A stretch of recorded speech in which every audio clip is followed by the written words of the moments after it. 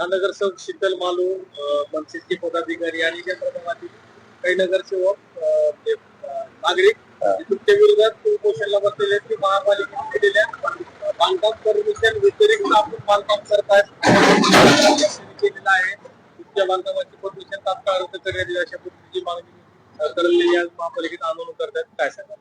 माझं बांधकाम रितसरच आहे. बांधकामाची काही ही संबंध नाही. माझं बांधकाम शीतल मालू जी आहेत वार्ड क्रमांक 16 चे आहेत. माझं बांधकाम वार्ड क्रमांक 15 मध्ये आहे आणि माझं बांधकाम चालू असताना माझ्या शेजाऱ्यांना काही अडचण नाही आणि रोडवर सुद्धा नाही, गटरीच्या बाहेर सुद्धा नाही. माझं बांधकाम रितसर बांधकाम चालू आहे.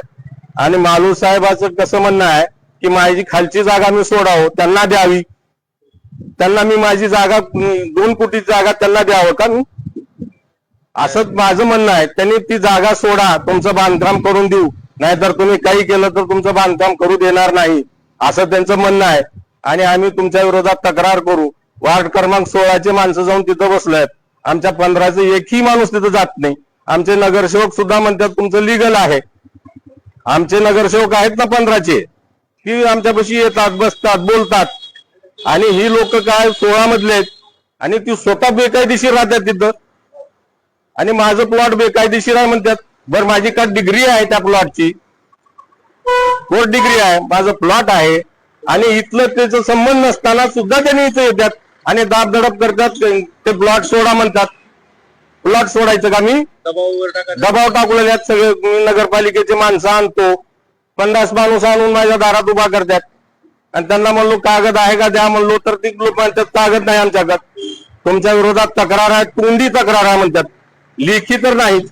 एक वेळेस म्हणले लेखी तक्रार आहे म्हणल्यावर त्यांना मागणी केली, मी पत्र दिलं की लेखी तक्रार असेल तर मला द्या म्हणून. ती सुद्धा महापालिकेची माणसं मला देत नाहीत आणि विनाकारण मला त्रास द्यायला रोज माणसं येतात तिथं. माझं बांधकाम कायदेशीर चालू आहे, बेकायदेशीर काही नाही. मी बांधकाम परवान्यानुसार बांधकाम करत नाही असं त्यांचं म्हणणं आहे. बांधकाम परवान्यानुसार बांधकाम करत आहे मी बघा, आणि माझं छतच झालं नाही तर तुम्ही ती बिल्डिंग कसं पाडणार? तिथं काही कामच केलं नाही. खड्डा खणला असताना माणसं येऊन थांबली, कशाला खड्डा खणला म्हणल्यावर मी त्यांना म्हणलो त्या कर्म अधिकाऱ्याला, त्यांना म्हणलो मी आंघोळ करणार आहे मध्ये बसून. दुसऱ्या वेळेस आले तर माझं खड्डा मेजले किती फुटाचा खणला आहे म्हणून.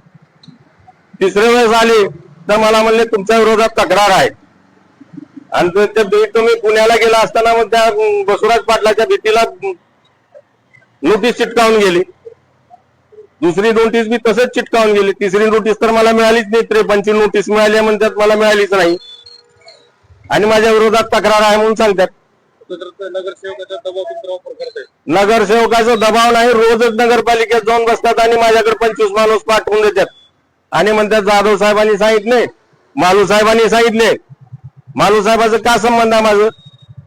आणि मालू साहेब माझ्या जागेची मागणी करतात, जागा तुम्ही द्या मला. याच्यामध्ये काही आर्थिक व्यवहार करण्याचा पण विषय आहे. काय जागाच मागून येत ना 2 कोटीची आणि काय भागदार आहेत? 4 नंबर झोनला मी गेलो होतो तर मला म्हणले ती जागा द्या तुम्ही, तुमचं बांधकाम करू देऊ, नाहीतर देणार नाही. उघड माझ्या तोंडावर म्हणलेले ना मालू साहेब. आणि सोबत त्यांच्या प्रशांत गौडवाळे होते. जागा द्या म्हणल्यावर की पैशाची मागणी तर प्लॉटची मागणी झाली ना. काहीतरी दबाव आणून तुमच्याकडे माझ्यावर दबाव का? रोजच इथं 50 माणूस आणतात, हो मालू साहेब पाठवून देतात तिथून. नगरपालिकेचे सगळे कर्मचारी इथंच आहेत. म्हणजे एकंदरीत मालूच्या कुठेतरी मालू हे प्रशासनाला हाताशी धरून अहो काय महापालिकेला पूर्ण हाताशी धरूनच ही काम चालू आहे. महापालिकेचे कर्मचारी मग रोज कसे येतात? पण तुम्ही एक म्हणाला की त्यांचे घर स्वतःचे हे लिगल नाही. पूर्ण कापड मिल लिगल असून ती पांढरा झाल्यात. त्यांच्या वार्डात आहे ती, वार्ड क्रमांक 16 मध्ये कापड मिल आहे. मी बी तिथलाच रहिवासी आहे. आमचे सगळे घर बेकायदेशीर आहेत तरी पाडणार. आणि माझं कायदेशीर घर असताना इथलं बांधकाम चालू असताना रोज येतात. तुमचं काय म्हणणं आहे? आमचं म्हणणं हे आहे की शासनानं ह्या अशा लोकांना काहीतरी कायदा करून यांचं बंधन करावं.